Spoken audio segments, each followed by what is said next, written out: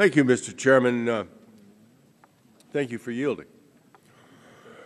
You're quite right. Today's an important day.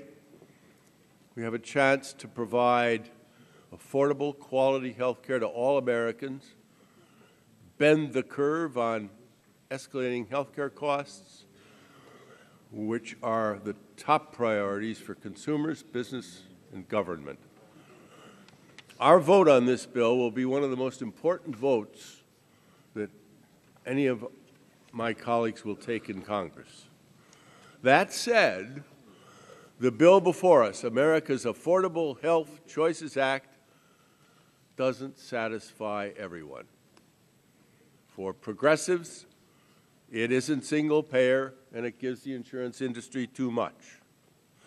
For my friends on the right, it has the audacity to include a public health insurance option, and that doesn't move toward their goal of less government involvement.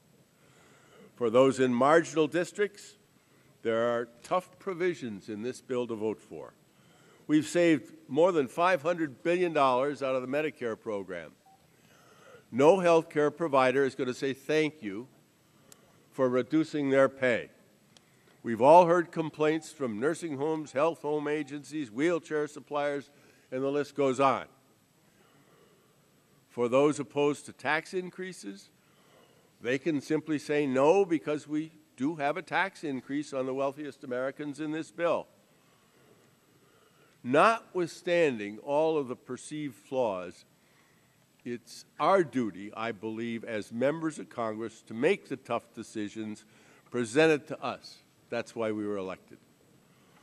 If I'd been given free rein, which the chairman almost did, to write my own health reform bill, it would have looked different.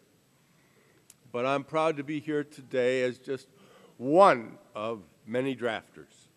I think it would be difficult to go home and tell my constituents that I opposed health care reform because it would have caused millionaires to pay a little more in taxes, or because the nursing home industry told me to oppose it.